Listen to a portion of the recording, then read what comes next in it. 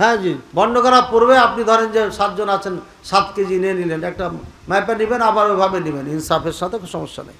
কুরবানির দিন কিছু না খেয়ে ঈদের মাঠে যাওয়া আর ঈদের সালাত পড়ে এসে কুরবানি জবাই করে কুরবানির গোস্ত দিয়ে খাওয়া, গোস্তটা প্রথমে খাওয়া, এটা সুন্নাহ, এটা জরুরি কিছু না, সুন্নাহ। অনেকে আবার বলে যে রোজা রাখা সুন্নাহ। কুরবানির দিন রোজা রাখা হারাম।